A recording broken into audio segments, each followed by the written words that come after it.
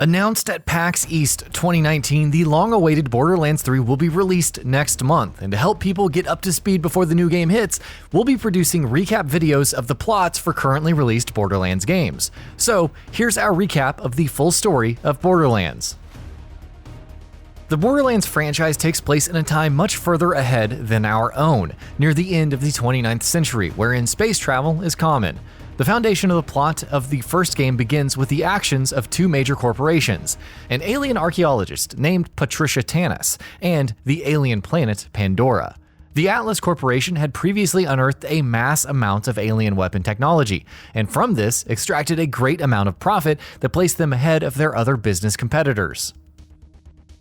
Atlas later discovered a set of ruins on the planet Pandora while hoping for prospects similar to what they previously found and traveled there, hoping to extract resources for financial gain, but later abandoned their plans to settle the planet after failing to find any alien technology and after encountering the combative native species that were active during their travel mission.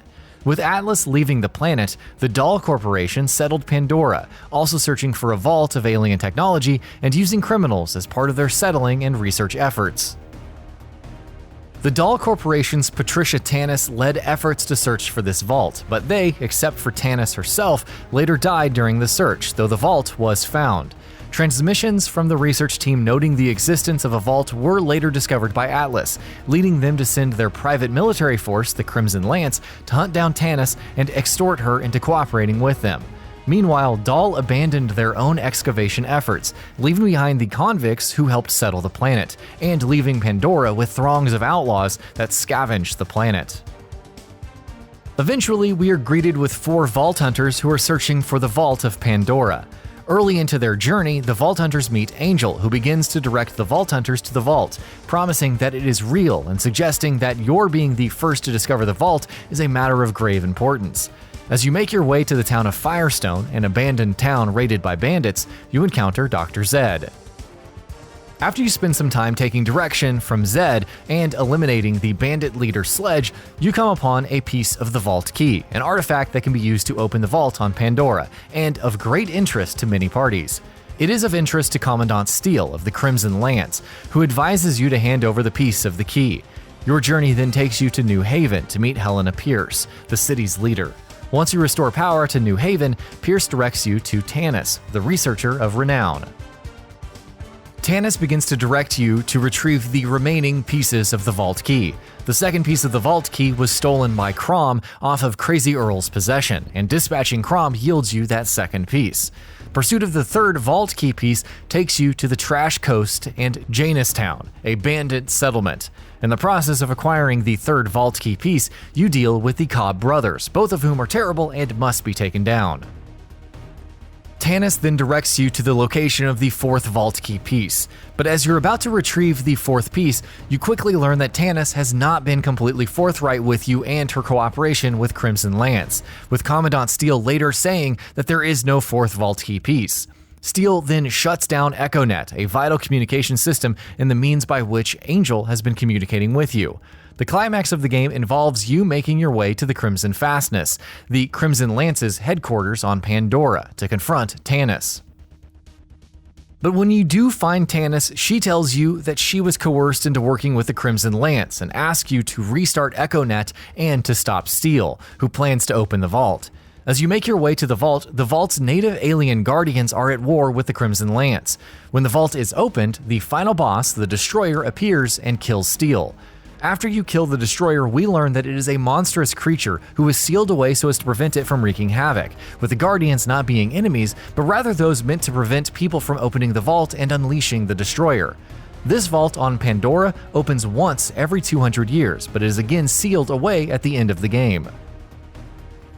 There are 4 pieces of DLC that accompany Borderlands, each with their own story. First is the zombie island of Dr. Ned. It starts with a zombie outbreak in Jacob's Cove, and as you investigate, you begin to seek out Dr. Ned, who really is not Dr. Zed.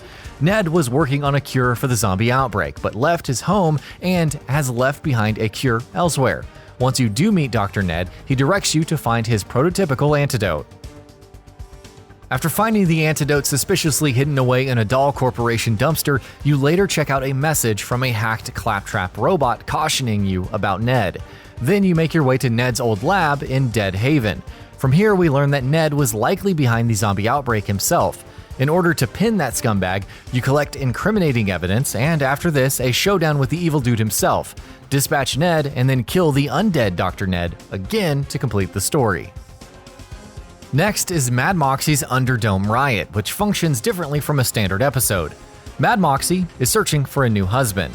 This DLC introduces new arenas: Hellburbia, the Gully, and the Angelic Ruins, besides the ones found in the game. That there are new arenas and the story premise of the DLC are the main story purposes of this episode. After that is the Secret Armory of General Knoxx, which follows up the death of Commandant Steele with a new antagonist from the Crimson Lance, the titular General Knoxx. Knoxx and the Crimson Lance take control over the Parched Fathoms on Pandora after the events of the main game's ending. And so the Vault Hunters cooperate with Scooter and Moxie to help take down the new Crimson Lance threat, using a new vehicle called the Racer to help the Vault Hunters reach a prison called Lockdown Palace. A woman named Athena is being held at Lockdown Palace. She is an enemy of Knoxx's and an Atlas Corporation operative who loathes Atlas's misdeeds. After dispatching the prison leader Shank, the Vault Hunters eventually make contact with Athena, who conspired with the Vault Hunters to infiltrate and destroy the secret armory of General Knoxx. The Vault Hunters later return to her with the access code for the armory. The Vault Hunters storm the armory and confront a suicidal General Knoxx, who cancels his plans for suicide in place for taking on the Vault Hunters. With him out of the way, the Vault Hunters proceed to destroy the armory. The last piece of DLC is Claptrap's new robot revolution. It all starts with a special Claptrap robot named the Interplanetary Ninja Assassin Claptrap. This robot is a reprogrammed version of the one you see at the beginning of the main game.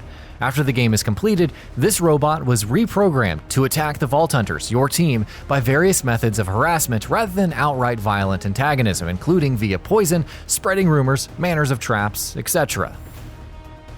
But this Claptrap noticed how its other Claptrap robot compatriots were treated poorly and decided to lead a rebellion against humanity, with some humans being converted to cyborgs.